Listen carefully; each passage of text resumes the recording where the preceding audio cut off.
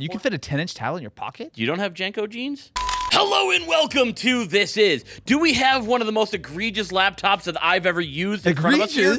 It is egregious. I'm angry. What? I'm gonna It's rant. adorable. It's adorable. It's Look, in Sage. This is one of my favorite laptops that I've ever used, and not a single person should ever buy this. You're clickbaiting me in real life. So we have done a video on the original Surface Laptop Go, which it's not really obvious which one this is because there's the Surface Go, the Surface Laptop, the Surface Laptop Studio, and now the Surface Laptop Go 2. And Surface Pro X. Surface Pro. Like Surface the Studio Book. Surface lineup is just bad naming. I've been saying this for years about all these companies. It's like they only have 4 names they can call every laptop, and they just keep moving them in the order. It's like, oh, this is the Go Laptop Surface 3 Yeah, Pro it's the naming structure X real bad. Studio. But let me talk about the two here. Laptop Go 2. Yeah, be laptop Go 2. That's what we're talking about today. specific. The Sage Boy. The color. It's so good, dude. Look, I'm going to talk about what I like and then what I don't like. Okay, because you've spent the last, 5 or 6 days dailying it? About a week. Yeah, Okay. roughly about a week. Amazing to use as a laptop until you're done working. The hardware is about as premium as it gets. The trackpad, I think, rivals MacBooks, which I think is the gold standard for Absolutely. trackpads. 12.4-inch screen. It's 3:2 aspect ratio. Love that so much. For productivity-wise, it's great. Most of my job is actually documents, research, Yeah, same. spreadsheets, like a bunch of that. So that's what I've been using this for, and it's been an absolute dream. However, the laptop Go 2 starts at $600. Yeah. In 2022, they're offering a 4 gigabyte RAM option for $600. Now, if you watched our original video on the Surface Laptop Go that came out, 2020, I believe? 2020, yeah. That had 4 gigs of RAM and 64 gigs of eMMC flash storage, which that was terrible. They've gotten rid of the eMMC. At least it comes with a 128 gig SSD, right? So we'll give credit where credit is due. While I don't personally think 128 gig is enough for most people, if you are primarily living in the browser on the cloud, you can make that And I will kind say, of like, work. storage actually means very little to me anymore because I am mostly cloud-based. Sure. All the docs that we do use are Google Docs. Yep. I do a lot of just like iCloud stuff, which, I mean, yeah, it's mostly for Mac, but it works just fine on Windows. For most people, I agree. 128 is at least doable. But the fact that they sell a 4 gig RAM option is pretty ridiculous when you can get like a $300 laptop from Best Buy that has 8 gigs of RAM. I will say, in Microsoft's defense, they clearly spent a lot of money on things that are not the hard specs, right? The laptop, and I will 100% agree with you, feels terrific. Super light, super like thin. The color is great. So as long as you don't buy the very base model, which does not come with the fingerprint sensor, Correct. but all the others do. But you've got that touchscreen, you've got the nice build quality, you've got Wi-Fi 6, and no matter which version of the laptop Surface Go 2 you get, it does have an 11th gen Core i5 quad-core processor, which is a bump up of the 10th generation from last time around. I don't know how you feel about performance, but at least on paper, that is a reasonable jump up. The screen is actually slightly sub HD. It is 1536 by 1024. Did I notice that really? No. It is super light. I mean, Wait, is it lighter than an iPad Pro? I think it might actually be. With the smart keyboard, it's pretty close. Again, 2 fingers Feels better, here, though. and I can, this is great for portability. But the problem is when you're done working, that's where it starts to fall a little short. So with this laptop, there are only 3 configurations outside of the color options, which do vary a little bit based on which ones you can get. So you get the base model, which does not have the fingerprint sensor, has 4 gigs of RAM and 128 gigs of storage for $600. Don't buy that one.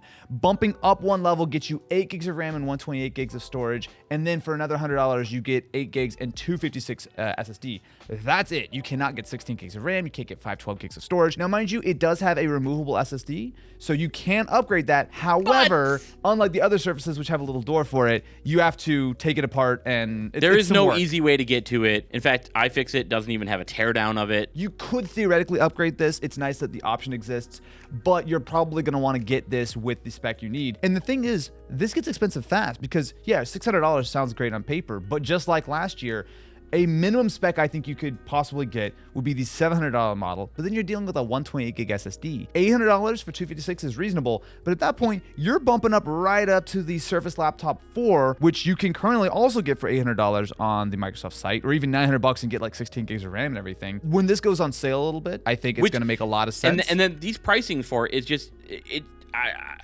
it's egregious to me. I've gone on record that is my hierarchy of what I'm looking for in a device.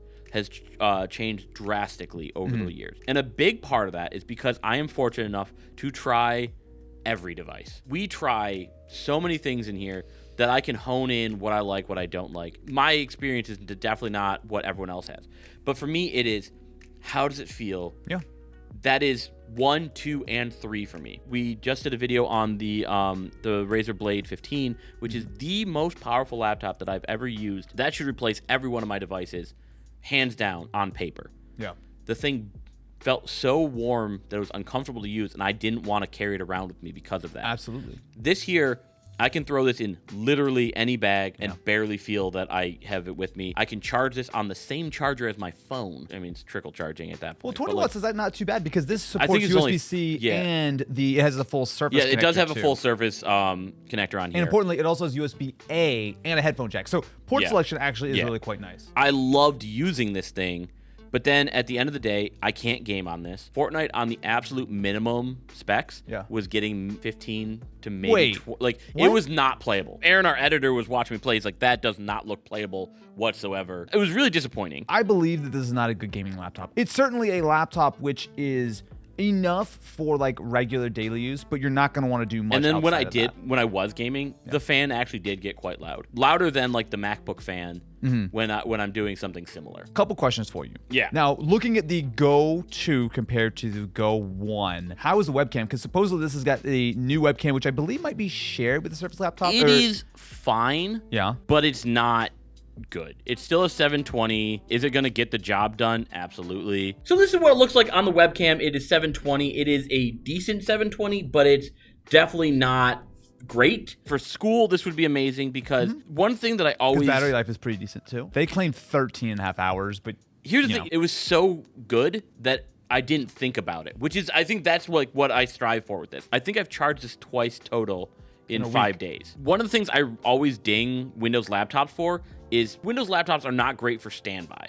A lot of them drain really hard in your backpack or something like that. But this year, bam, I close it up. I have 3 laptops in my backpack. We have another Razer Blade 14 video coming up, which you can check out soon. I have my MacBook, which is my normal daily driver. Nah, you need to be stopped. The point I was making is that like if you're looking for this, you're looking for ultra portability. Yes. The Surface Go 3 is a pretty big spec downgrade from this. Yeah, so 10-inch screen instead of the 12-inch. Right. Of course, it is a full tablet, so you do have to buy an additional keyboard cover, which is another $100. It has a dual-core 10th Gen i3 as opposed to the quad-core 11th Gen, and you also have no active cooling, I believe, on the Go. Correct. I think so, because it's the fanless version of it. But like again, if we're looking at this, if this can't game, yeah. If you can't do it here, you're definitely not going to do it there. But so then why do you need the active cooling? If you're still going to be doing like ultra portable stuff of just like web browsing, email, the Go to me is a better option for ultra portability than this. So in kind of to our original point in the video, these typically go on sale. So right now, not even like with like the random one-off sales, like right now I am on the Microsoft site and the Surface Go 3, that sort of mid-range configuration, the i3 8 gigs of RAM, 128 gigs, is currently $80 off, which means that it's $550, which is over $100 cheaper than the Go. However, you got to put yourself another $100 down to actually buy the keyboard cover, because unless you want to use this as a pure like tablet, you really need to spend that extra money, which means it's about $650 as opposed to about $700 for the equivalent spec of the Go. My point with that though is like, you're losing the specs, but I don't think you're really gonna notice it that much. On the other side of the spectrum, I don't know where this fits in because we have the Surface Laptop 4. Yes, so that is the 13, and there's also a 15-inch version, but there's that slightly larger version of this. Similar in a lot of ways. It's got a little bit of a bigger, nicer display, similar kind of port layout and whatnot, but you can also get it with Ryzen processors. And again, because it has been around for a little bit, is now on sale, you're saving about $100 to $300 off of those configurations, again, going off of the Microsoft site, which means that for about the same price as a maxed out version of this, you can get essentially the same version with the Surface Laptop. And in fact, if you spend just $100 more, so you go from $800 to $900 to go from the Go 3, Go 2 to the Laptop 4, we need a counter for the amount of times we mess up these numbers. You can get 16 gigs of RAM, 256 gig SSD, the Ryzen 5, the whole deal. To me, I love this hardware. It feels terrific. This might be my favorite bit of laptop hardware as far as portability, feel in the hand, everything like that. I think it has enough performance to get by. It's not going to be a powerhouse. You're not going to be able to absolutely crush everything you throw at it. But if you want a lightweight portable laptop, this has got you. The problem is, as always, the Surface line is so complicated. There's so many different options. It's tough to recommend this. This is so expensive. But here's the other side of it, right? Same thing you could say about the Surface Laptop 4, right? Like that configuration I just said that used to be $900. When we first did the video on the Surface Laptop last time, it was $1,200, right? It has come down significantly. This thing, if it gets a sale from like $50 or $100 off during like the holiday season or whatever, it is an easy recommendation. I think it needs $200. To be honest, I think it needs $200 off. If you could get a reasonable configuration of this for $600 that didn't have 4 gigs of RAM, I would say it's an easy recommendation. Yes. Let me be clear on this. I only love this laptop because I didn't pay for it. I think you need to follow that up with thank you to Microsoft for sending out a review unit for Matt to not pay for. Microsoft sent this over to us. This is not sponsored, but I only like things I don't pay for. No, Matt Ancini 2022. There's plenty of things that I like. There's things we've gotten sent that, like I wouldn't even use this even though it's free. The fact that $800 is a lot for this. I don't think it's egregious. My egregious part was the 4 gig. Because the fact that there's even a 4 gig option in 2022, that's what I think is egregious. Yes, agreed. There's a lot to say about the Surface Laptop Go 2. I personally love the look. I love the feel of it. I love the portability. There's nothing really wrong with it. It's just enough performance. It's just enough spec. $800 is too much for this. When this thing goes on sale, when you're looking at like $650, $700, I think that becomes a much stronger value proposition if you're looking for something that's ultra portable. If all you care about is just specs, right? You could go get some plastic gaming laptop. Literally on Best Buy right now, I'm looking. There's an Asus TUF 17-inch laptop with an i5, 8 gigs of RAM, 512 gig SSD, and a 3050 Ti for $750. This is not something you buy for specs. You buy this for a portable, nice, small, easy to use little laptop that has enough to get the job done. Someone's gonna watch this video, right?